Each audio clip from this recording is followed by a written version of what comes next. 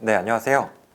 알아두면 쓸모있고 관심 가지면 재미있는 이달의 이슈를 알아보는 채널 전주대 인사이드입니다. 저는 전주대 인사이드 호스트 한국어문학과 김지훈이라고 합니다. 지난 학기 전주대의 숨은 보석들을 찾아다녔던 전 퀴즈를 시작해서 우리 학우분들에게 좋은 정보를 전달하고자 하는 전주대 인사이드까지 어느덧 마지막 편으로 찾아왔습니다. 마지막까지 전주대 인사이드는 우리 학우분들을 위해 재미있고 유용한 정보를 전달하도록 하겠습니다. 자, 전주대 인사이드 마지막 7번째인데요. 마지막 페이지의 주제는요, 바로 인공지능 시대 인간의 자리입니다. 주제만 들어도 많은 분들이 흥미로워하실 것 같은데요. 주제에 맞춰 오늘의 게스트는 인공지능학과의 고선우 교수님을 모셨습니다. 교수님 안녕하세요. 네, 안녕하세요. 저희 프로그램 전주대 인사이드에 마지막으로 출연해 주셔서 정말로 감사드립니다. 먼저 본격적인 토크에 들어가기 앞서서 앞에 보시면 3개의 소품이 준비되어 있는데요. 모두 오늘의 주제인 인공지능과 관련된 소품입니다. 먼저 첫 번째로 볼 소품은요, 바로 이 챗GPT 로고인데요. 인공지능 하면은 4명 중 3명은 이걸 먼저 생각하실 것 같은데요. 요즘 학생들이 과제나 리포트를 쓸 때 AI의 도움을 받는 경우가 상당히 많습니다. AI가 만든 결과물은 그럴싸하지만 학생 본인의 생각은 아니라고 할 수 있죠. 이렇게 AI의 발전으로 인해 오히려 학생들의 독창적인 사고나 비판적 글쓰기 능력을 위축시키고 있지는 않을까 하는데 교수님의 생각은 혹시 어떠신가요? 글쓰기 능력을 위축시키지 않겠느냐, 그럴 거라고 봅니다. 그러니까 내가 사고하기 전에, 내 생각을 정리하기 전에 프롬프트 창에다가 입력부터 해가지고 얻은 답을 사용한다면 나는 판단 능력과 비판 능력, 그리고 내 의사를 조리 있게 표현하는 능력이 현저하게 저하될 것이라고 보여요. 이거는 본인의 선택 문제예요. 마치 우리가 인터넷 세상에 왔지만 인터넷 안 쓰고 살 수도 있어요. 불편하겠죠. 그건 선택의 문제입니다.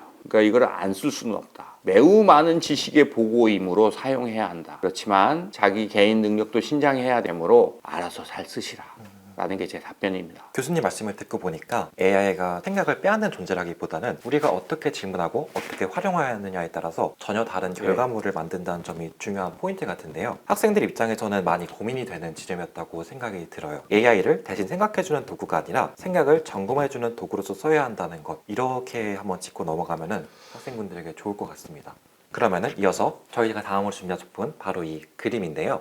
과거에는 이 캔버스 앞에서 직접 붓을 드는 사람만이 화가였다고 합니다. 하지만 이젠 AI에게 이런 스타일로 그려줘 라고 말로 지시하는 시대가 됐죠. 어쩌면 미래의 청년들은 붓을 잡는 기술보다 AI에게 정확한 지시를 내리는 기획력이나 질문 능력이 더 중요해질지도 모른다는 생각이 드는데요. 여기서 교수님께서는 AI 시대의 창작의 의미가 어떻게 변하고 있다고 보시나요? 우리는 미술도 예술도 문학도 끊임없이 변해가는 것입니다. 지금 인공지능에 의해서 그 예술도 변해가는 과정이고, 그런데 우리가 만약에 기존에 있었던 형식만 예술이다 이렇게 생각한다면 뒤처진 예술가가 되겠죠. 그러니까 이런 질문은 약간 바꿀 필요가 있다고 보는데, 이게 굉장히 우리 사회에 큰 영향을 미칠 것이라고 예상된다면 우리는 이런 것들을 예술 세계에 어떻게 적용해서 더 새로운 예술의 문을 열어볼 거냐라고 하는 생각이 훨씬 더 적극적인 질문일 거라고 봐요. 기존에 있던 것만이 예술이다,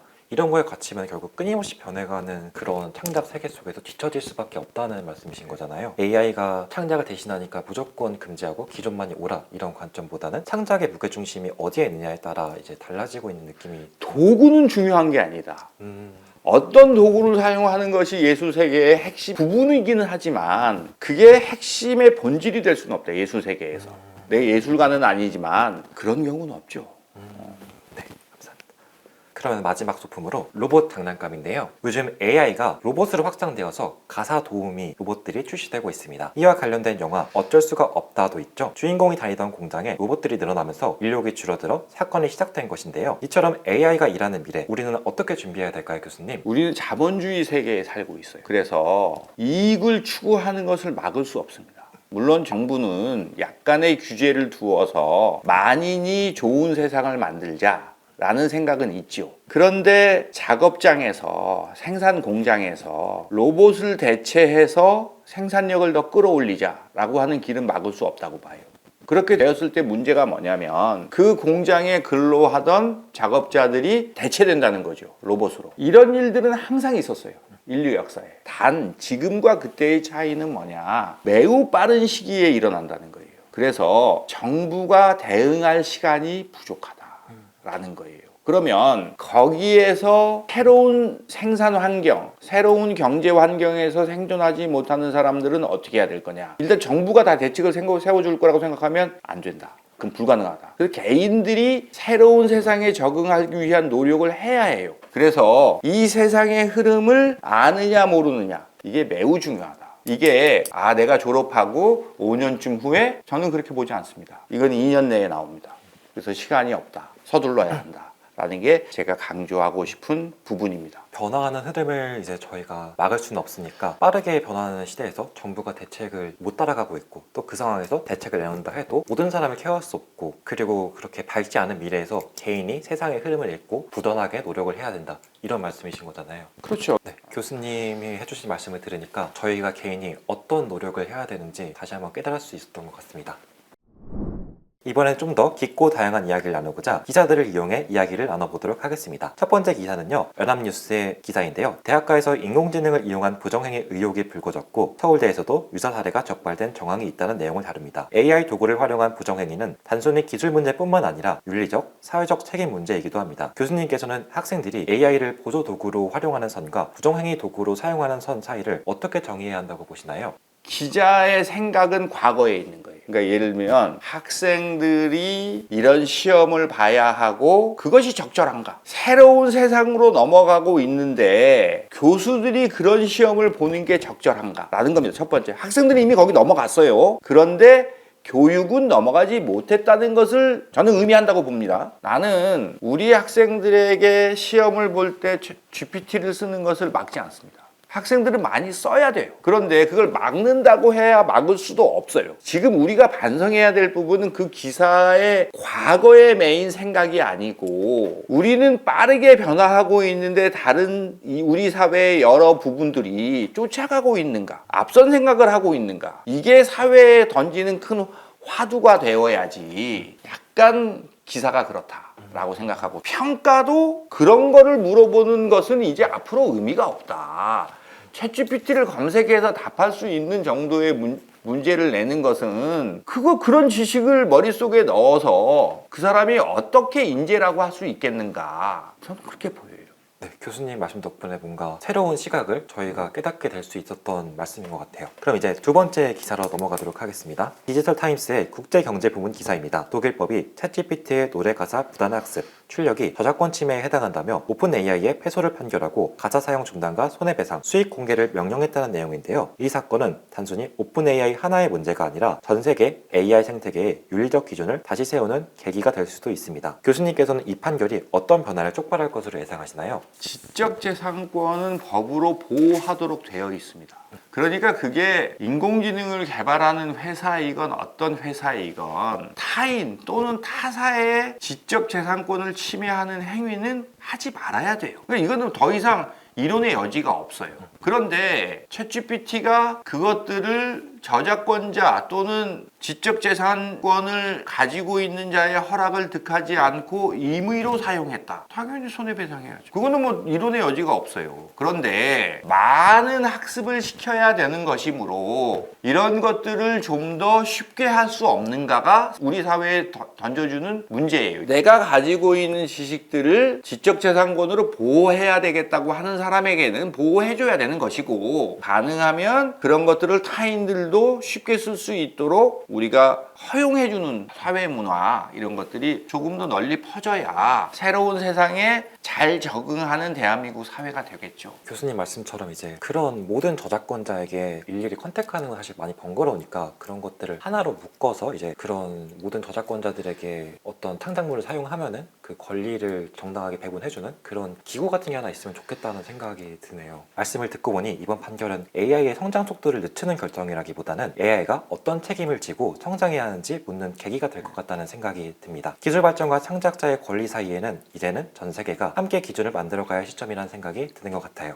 네, 이제 마지막 기사인데요. 데일리 CQ의 기사입니다. AI가 만든 예술을 창작으로 볼 수 있는지에 대한 논쟁이 확산되며 창작의 주체와 저작권 개념이 제정되고 있다. 기술 발전 속에서 예술의 가치와 인간의 역할을 어떻게 설정할지 사회적 합의가 필요하다는 내용입니다. 사실 오늘 주제는 다 비슷비슷한 질문이 나오게 되는 것 같은데요. 이번에는 약간 틀어서 질문을 드려보려고 합니다. 교수님은 AI가 만든 예술 작품이 관객에게 새로운 미적 경험을 준다면 그 결과물도 인간의 창작물처럼 창작이라고 불릴 수 있다고 보시나요? 답부터 말한다면 저는 볼 수 있다고 보는 사람입니다. 아직은 이게 예술이냐 아니냐라고 논란은 있겠지만 시간이 지나면 미술의 한 분야로 받아들이지 않을까라는 게 제 생각인데, 제가 조심스럽게 이야기를 하는 뜻은 뭐냐면 이거는 개인의 가치의 문제라는, 그러니까 내가 저건 미술이 아니야, 예술이 아니야 라고 한다고 해서 그것이 답도 아니고, 다른 사람은 그것이 나는 예술이라고 생각해. 그래서 서로 다른 관점을 가질 수 있다는 거예요. 그러니까 이거를 물론 사회자가 의도하는 것은 예술이냐 아니냐로 선을 긋자라는 뜻은 아닐 거라고 생각합니다. 그래서 우리 사회가 오래 논쟁하고 또 이런 인공지능 솔루션을 이용해서 만든 작품들을 또는 생성물들을 어떤 관점에서 바라볼 거냐라고 하는 이 우리의 생각과 기준, 이런 것들을 정립해 나가는 과정이라고 보는 거예요. 이걸 결론을 내려고 하는 질문은 아니다라고 봅니다, 저는. 그렇죠. 교수님의 말씀 듣고 보니까 이제 개인의 가치 문제이고 그 과정을 저희가 정립해 나가는 과정 속에서 겪는 혼돈 속에서 이런 질문들이 떠오르고 있다는 생각이 듭니다. 네, 이렇게 인공지능에 대해서 더욱더 심층적으로 알 수 있던 시간이었습니다. 네, 이제 오늘 영상의 마지막 시간입니다. 이번 주 지식의 한 페이지 시간인데요. 촬영 전 교수님께 지식의 한 페이지를 채울 수 있는 3가지 문장을 요청드렸었는데요. 한번 읽어보도록 하겠습니다. 첫 번째로 말머리, 인공지능을 연구한 교수님께 가장 중요한 가치는 무엇인가요? 라는 질문에 교수님께서는 미래라고 적어주셨는데 혹시 자세한 설명 부탁드려도 될까요? 이제 제가 미래라고 이야기는 했는데 사실 현재이자 미래예요. 이 속도가 너무 빨라요. 초기에 나왔을 때는 소수자만 참여했었거든요. 이제는 전 세계의 사람들이 다 참여하고 있습니다. 그리고 우리나라 국가도 이게 국가의 미래를, 존망을 좌우할 것이라고 생각하고 있습니다. 다른 나라도 마찬가지입니다. 속도는 더 빨라질 거예요. 그래서 이것은 현재이자 매우 가까운 미래다. 인공지능의 의미를 알아야 한다라고 생각합니다. 그러면 다음으로 이제 본문을 말씀드릴 건데요. 오늘 주제와 관련지어서 인공지능 발전에 대한 교수님의 견해가 궁금합니다. 최근에 기술 발전이 되면서 모든 분야로 적용 분야가 넓어지고 있습니다. 그 중에 하나가 LLM. 이 LLM이 마치 사람의 두뇌처럼 사용하고 있어요. 그리고 우리는 매우 인공지능에다 많은 걸 가르쳤지만 얘를 추론하게 하고 싶어 합니다. 사람을 넘어서는 건 순식간에 넘어서는 거예요. 그걸 두려워할 시기도 아니고, 이제 그 빠른 흐름 속에서 뒤처지지 않을 부분을 빨리 찾아야 한다. 네, 감사합니다. 그럼 마지막으로 밑줄 긋는 문장인데요. 교수님이 인공지능의 발전과 관련해서 우리 전주대 학우님들에게 조언하는 말을 적어주셨는데요. 마지막이기에 교수님이 직접 한번 말씀해 주실 수 있을까요? 우리 학생들이 인공지능이 어려울 것이라고 두렵거나 내 삶에 영향을 미치지 않을 거라고 생각하는 것 같아요. 이제 그거는 매우 위험한 생각이다. 우리 학생들이 새로운 기술에 조금 더 민감해졌으면 좋겠다. 기술 수용력이 높은 학생이 되길 바란다는 게 제 마지막 부탁의 말씀입니다. 좋은 말씀 해주셔서 감사합니다. 네, 이렇게 전주대 인사이드의 마지막 7번째 게스트인 인공지능학과 고선호 교수님과 함께 해보았는데요. 오늘 전주대 인사이드의 마지막 게스트로 출연하신 소감이 어떠신가요? 우리 학생들에게 인공지능 중요해 이렇게 말하고 싶은 생각이 당연히 있었죠. 그런데 그 말할 수 있는 통로가 우리 과학생밖에 없어요. 좋은 기회다 이런 생각이 좀 듭니다. 네, 인공지능 없으면 안 될 존재가 되어버린 지금 이 시점에서 사용과 책임에 대해 우리 학우분들에게 저희는 전달하고 싶다는 목적으로 기획을 했었는데요. 오늘 인공지능학과 교수님과 함께 이 지식을 전달할 수 있어서 저희도 정말 좋은 시간이었던 것 같습니다. 그리고 진짜 마지막으로 저희 프로그램의 시그니처인 사진 찍기 시간입니다. 바로 요 인스탁스로 사진을 찍고 바로 이쪽에 사인을 해주시면 됩니다. 네.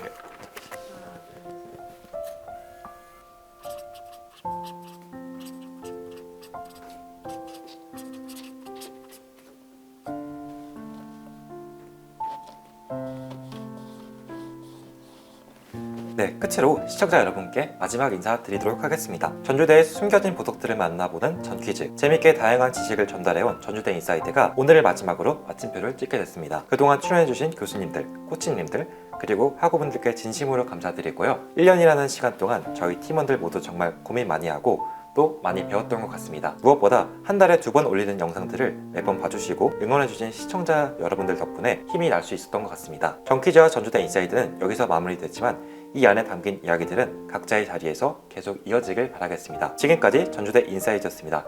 감사합니다. 안녕.